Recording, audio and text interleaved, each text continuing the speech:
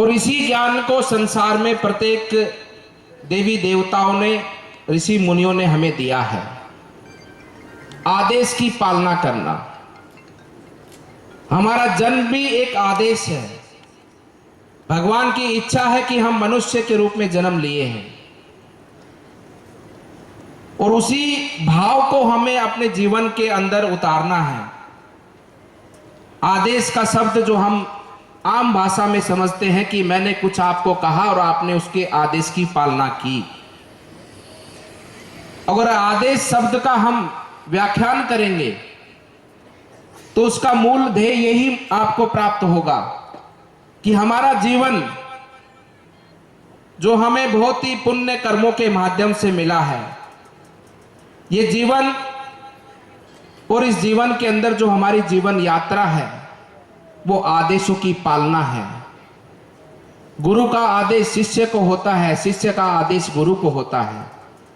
हमारे में जब शिष्य गुरु को आदेश करता है, प्रणाम करता है, तो गुरु भी आदेश का पालना करता है। गुरु भी उसी शब्द का उच्चारण करता है। और हम भी, आप सब भी देखते हैं, हम किसी को राम राम बोलते हैं तो सामने वाला भी राम राम बोलता है। हम किसी को प्रणाम बोलते हैं तो सामने वाला भी प्रणाम बोलता है।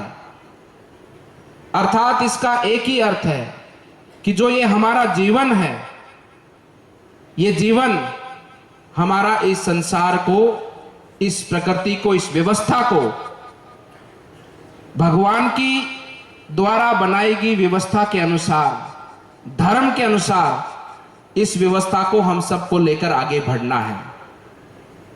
उसी भाव से भगवान ने हमें मनुष्य योनि के अंदर जन्म दिया है। लेकिन कहीं ना कहीं जीवन के अंदर हम अपने निजी स्वार्थों की पूर्ति के लिए सामाजिक मर्यादाओं का उल्लंघन करते हैं, प्रकृति का दोहन करते हैं, प्रकृति का शोषण करते हैं। इसी भाव को हमें समझना है और यही हमारा मूल जीवन है कि हमारा जीवन केवल मात्र जीने के लिए नहीं जीवन है, ये हमारा जीवन जीवन देने के लिए जीवन है। ये हमारा जीवन संसार के अंदर धर्म की स्थापना हो, संसार के अंदर व्यवस्थित रूप से सभी परंपराएं आगे बढ़े, समाज का एक एक वर्ग, एक एक व्यक्ति आगे बढ़े और इस प्रकृति का संरक्षण हो। क्योंकि आज हमारा बेहतर होगा तो आने वाले भविष्य का जीवन उससे भी बेहतर होगा। इस भावना के साथ में हम सब लोग अपने जीवन को लगाकर, इस परंपरा के साथ जुड़कर, हमारी सनातन धर्म परंपरा के साथ जुड़कर, हमारी संस्कृति, हमारे इस धर्म, हमारे सनातन धर्म का जो मूल भाव है, उस मूल भाव के अंदर पूरे संसार को उस भाव के अंदर तारने का काम हम सब लोग मिलकर करें।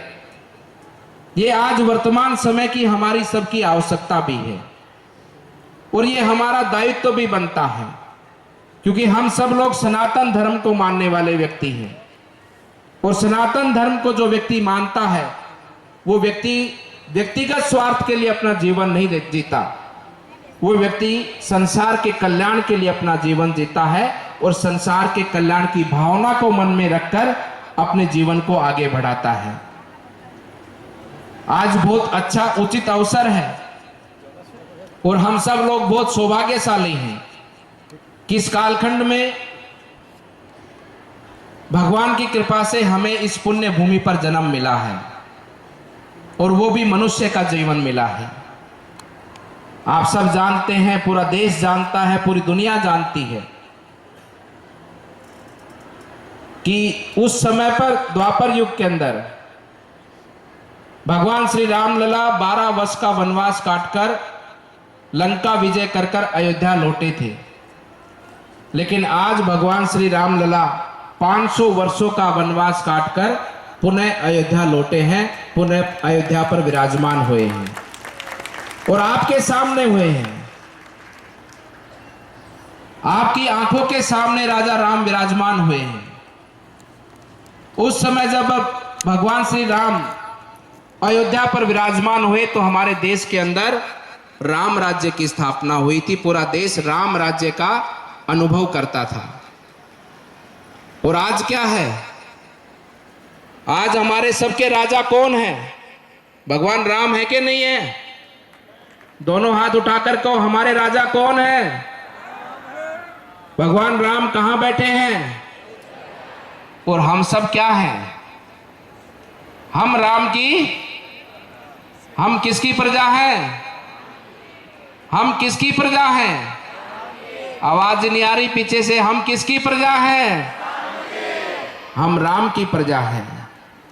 आज हमारे राजा राम विराजमान हो चुके हैं और अब हमें भी राम की प्रजा बनने का काम करना है। हम राम के प्रजा हैं। हमारा आचरण, हमारा विचार, हमारा उद्देश्य, हमारे कर्म ठीक उसी भांति होने चाहिए जब देश के अंदर, इस भारत भूमि के अंदर राम राज्य था।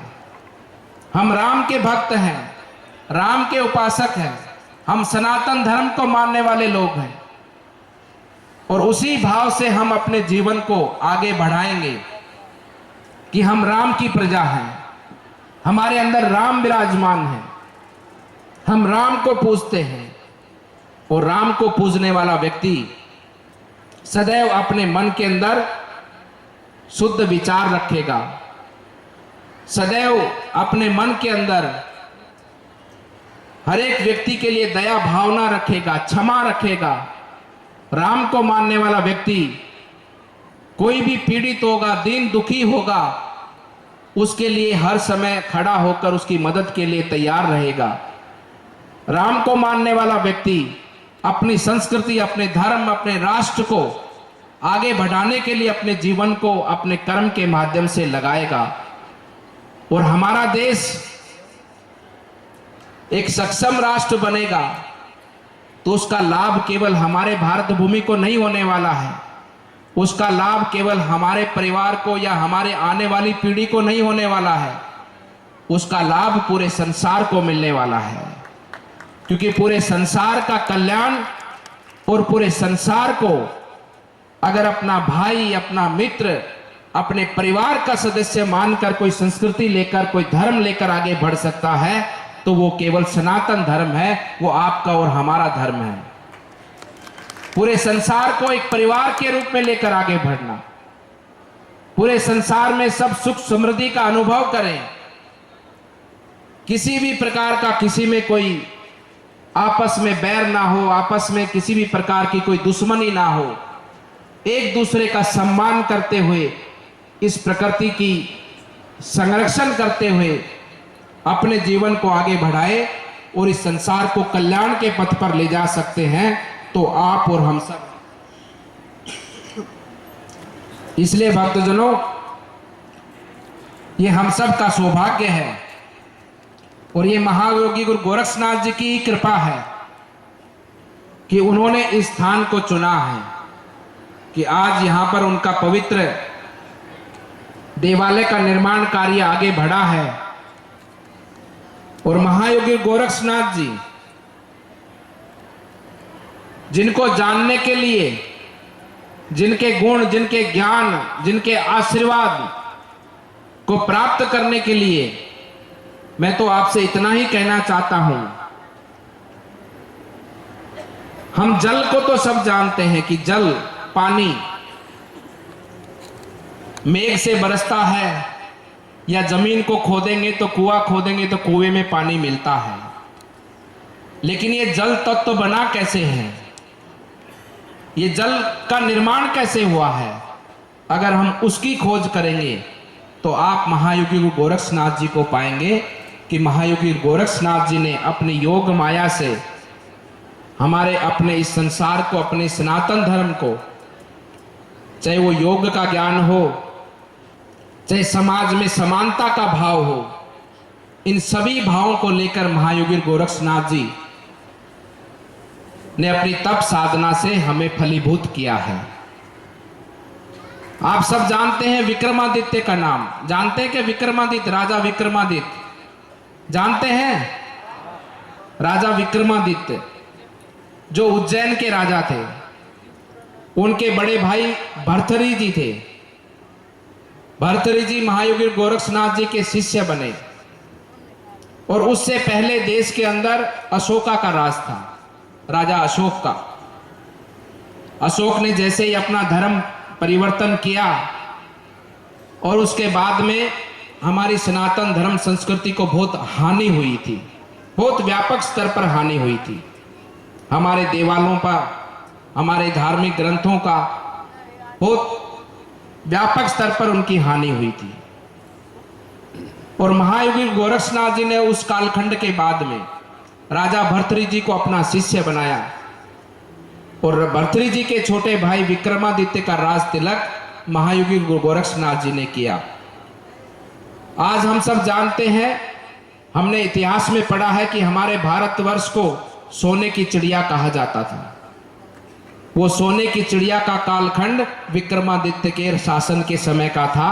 उसी समय पर अपनी भारत भूमि पर सोने की मुद्राएं चलती थी।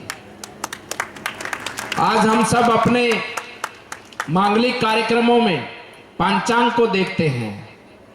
हमारा जो हिंदू कैलेंडर है उसका निर्माण भी, उसका शुभारंभ भी विक्रमादित्य के समय में हुआ था।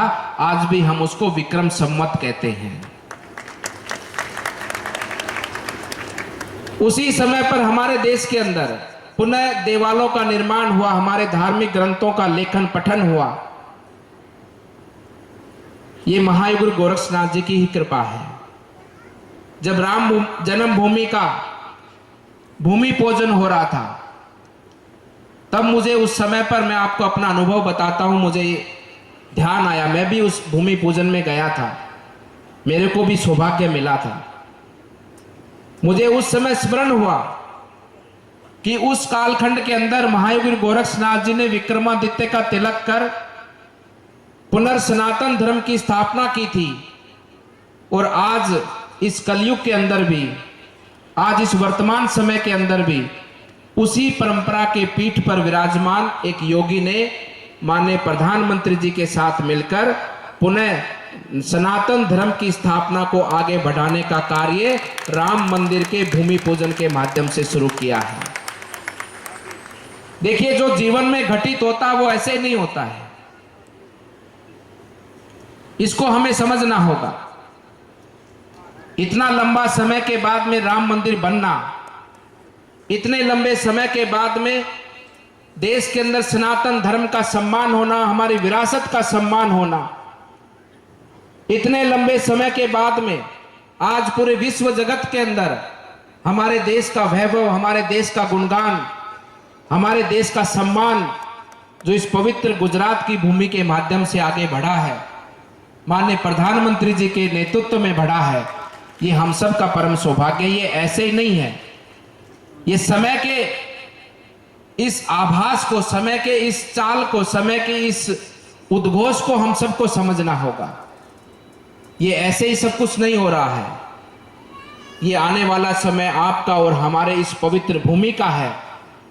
केवल इसको पहचान कर हम सबको, जो मैंने पहले कहा, उस भावना के साथ में हम सबको अपने जीवन को आगे लगाना है। हमें ये वर्तमान समय हमारी इस संस्कृति के लिए, हमारे धर्म के लिए, हमारी विरासत को सम्मान दिलाने के लिए इस समय को हमें लगाना है। और आने वाली पीढ़ी, जैसे पिता कमाता है तो बेटा खाता है, जैसे किसान फसल बोता है तो संसार उसका भोग करता है, वैसे ही आज आप अपने जीवन को अपनी इस मातृभूमि के लिए, अपने धर्म के लिए लगाएंगे तो आने वाला समय जो हमारे आने वाली पीढ़ी का होगा वो उनके लिए बड़े सम्मान का समय होगा और वो दुनिया को एक अच्छी दिशा देने का काम करेंगे, दुनिया को साथ लेकर आगे बढ़ने का काम करेंगे। ये उसी भांति है जिस भांति हमारी स्वतंत्रता के लिए हमारे वीर जवानों ने, हमारे उस समय पर जो स्वतंत्रता आंदोलन से जुड़े रहे, प्रत्येक हमारे वीरों ने हमारे लिए अपने प्राणों को न्यौछावर किया है। वो किसके लिए किया? कि आपके लिए, हम सब के लिए। उसी भांति हमें भी आज का जीवन अपनी धर्म संस्कृति के लिए लगाना है, अपने धर्म को आगे बढ़ाना, अपने देश को आगे बढ़ाना है, उस भावना के साथ में हम सब लोग अपने जीवन को आगे बढ़ाएं। मैं पुनः सभी का अभिनंदन करता हूं, देवनाथ बापू का, उनके शिष्य बालकनाथ जी का और उनके साथ जुड़े सभी भक्तजनों का, कि आपकी भावना, आपका विचार, आपका उद्देश्य बहुत ही शुद्ध है और आपकी भावना और आपका विचार ऐसा है कि इस क्षेत्र से जुड़े हुए एक एक व्यक्ति की कल्याण का मार्ग अपने सबने मिलकर प्रशस्त किया है। उस भावना के साथ में भगवान गुरु गोरक्षनाथ जी का आशीर्वाद आपको प्राप्त हो और आपके इस पुण्य उद्देश्य के माध्यम से इस पूरे क्षेत्र के लोगों का कल्याण का मार्ग प्रशस्त हो। उसी भावना के साथ में इस दिव्य परंपरा, महायुग गोरक्षनाथ जी की परंपरा, समस्त देवी देवताओं की ओर से आप सभी को आशीर्वाद देते हुए अपनी वाणी को विराम देता हूँ। सर्वे भवन्तु सुखिनः, सर्वे सन्तु निरामया, सर्वे भद्राणि पश्यन्तु मा कस्य दुर्भाग् भवे। और मैं इस मंच के माध्यम से आप सबसे ये भी मैं आपको एक आश्वासन देता हूँ कि आने वाले समय पर जब भी आपका कोई कार्यक्रम होगा तो योगी आदित्यनाथ जी को लेकर आना, ये मेरी जिम्मेदारी है। आपके मध्य में लाकर उनका भी आशीर्वाद आप सबको प्राप्त होगा, उनका भी मार्गदर्शन आप सबको प्राप्त होगा। बोलिए गोरक्षनाथ जी महाराज की, बोलिए सिद्ध श्रोमणी बाबा मस्तनाथ जी महाराज की, बोलिए भगवान भोलेनाथ जी महाराज की, बोलिए भोलेनाथ के सभी भक्तों की। आप सबका बहुत बहुत धन्यवाद। भारत माता की धन्यवाद।